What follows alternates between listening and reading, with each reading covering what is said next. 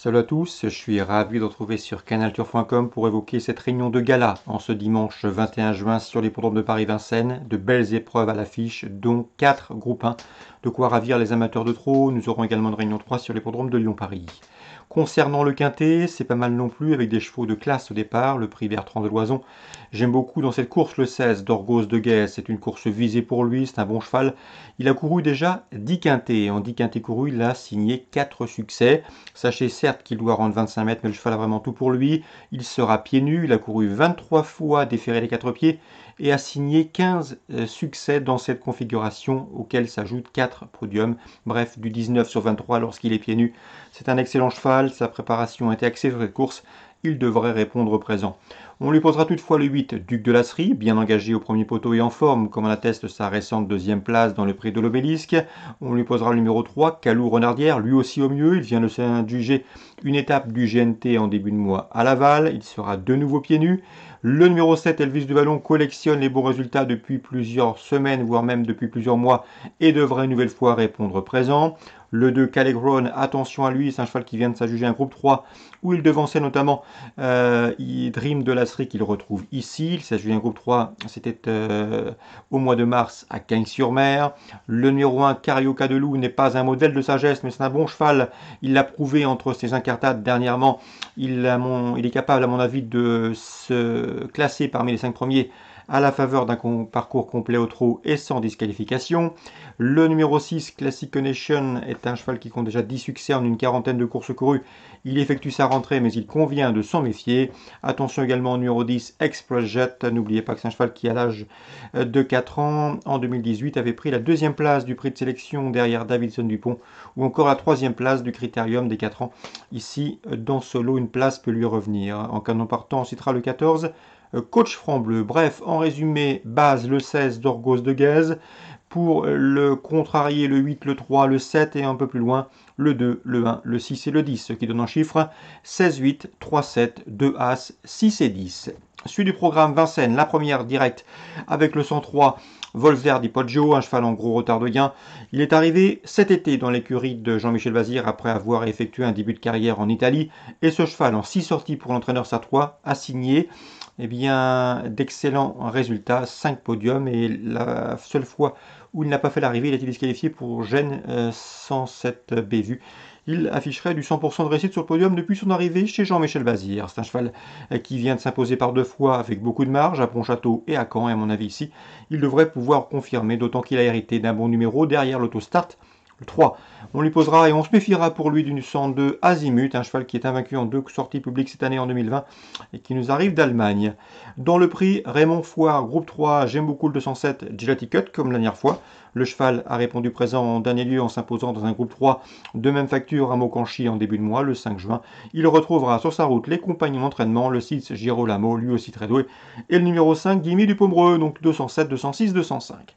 On peut parler également de la 5e, le 514 El Gaffel, qui peut ici s'adjuger son premier groupe 1. C'est l'un des chefs de file de sa promotion, c'est indiscutable. 10 sorties pour lui, et en 10 sorties, il a signé 7 victoires et 2 places de deuxième. Son seul échec, c'était lors de sa rapide disqualification dans le critérium des jeunes. Courant février, le cheval est en forme, il vient de s'imposer le mois dernier, le 19 mai, dans un groupe 2 préparatoire. On lui posera bien sûr le 515 Havana d'Orcy, c'est la meilleure de sa promotion côté pouliche. Elle a remporté le critérium des jeunes courant février. Elle compte 7 victoires en 11 courses courues. C'est a priori la principale opposante. 514 et 515. Pour le trio, on pourra retenir un autre protégé de Jean-Michel Vazir, compagnon d'entraînement donc d'Havana d'Orcy. C'est le 13 ou Corberry, deuxième d'Elgafel dernièrement dans une préparatoire et deuxième également du critérium des jeunes cet hiver, en fin d'hiver. Donc 514, 515 et 513. Concernant Luc Rollens, il présente le 511 Heartbroken One, c'est un bon cheval. Il a déjà battu cet hiver notamment Elgafel. Mais attention, Luc Rollens m'indique que le cheval n'était pas au mieux, sa préparation ne s'est pas passée comme souhaité, et à mon avis le cheval peut manquer, raison pour laquelle je l'envisagerai beaucoup plus loin.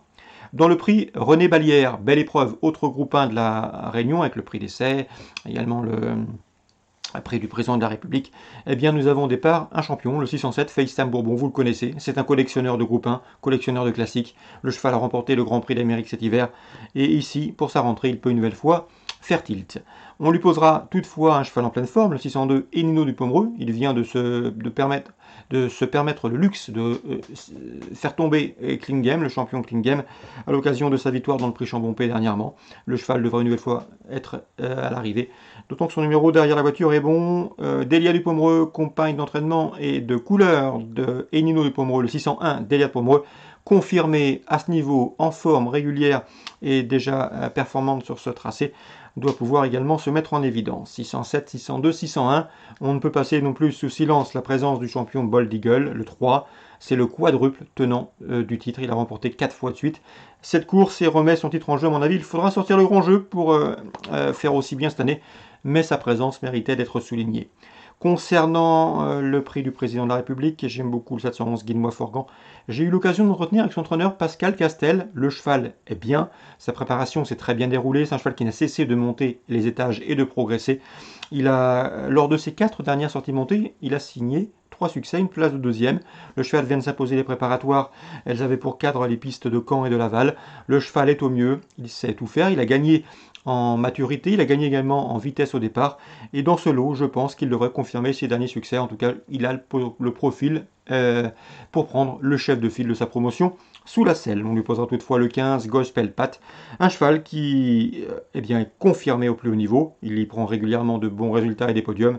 Et nul doute qu'il a été préparé en conséquence pour ce rendez-vous. Donc le 711, Guide-moi-Forgan, mon préféré pour ce groupe 1 devant le 15, Gospel Pat.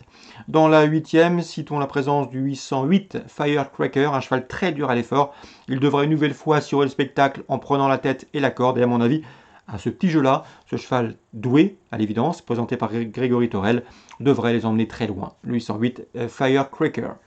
Concernant Paris, Réunion 3, on pourra investir sur le 202 qui est Rose As, qui a bien gagné pour ses débuts sur le steeple, de surcroît sur le tracé lyonnais qui nous intéresse. Le cheval avait bien fait en haie, il n'avait pas gagné en haie, mais pour ses débuts sur le steeple, il a gagné à Lyon sur ce parcours et devrait pouvoir confirmer. Il retrouvera sur sa route le 204 Corum, qui a terminé deuxième de cette course référence, à 3 longueurs toutefois du protégé de François Nicole, 202-204. François Nicole encore dans la 3e avec le 307, c'est Shannon Marigold. 2 courses au compteur, 2 chutes. Et pourtant, Shannon Marigold a montré dernièrement que le cheval avait du potentiel. D'ailleurs, il n'aurait pas été loin sans sa chute dernièrement, à mon avis. Ici, l'opposition est largement dans ses cordes et après 2 chutes, le cheval peut, à mon avis, briguer un premier succès. Attention également dans la 5e au 501 Écume Atlantique. Écume Atlantique qui devra certes prendre du poids à ses rivaux du jour dans cette belle épreuve courue sur la Formule Handicap. Mais Écume Atlantique, c'est 3 courses sur le steeplechase de Lyon-Parilly. Et en 3 courses courues sur cet anneau, en steeple je parle, eh bien Écume Atlantique n'a pas connu la défaite. Je pense que la passe de 4 est possible, le 501 Écume Atlantique. Donc résumé chiffré pour Lyon-Parilly, Réunion 3. 202, on peut lui adjoindre le 4 pour découpler. 307 en jeu simple et 501 Écume Atlantique en jeu simple. Pourquoi pas tenter un report 202, 307, 501. Excellent dimanche à tous et à très bientôt sur canalturf.com.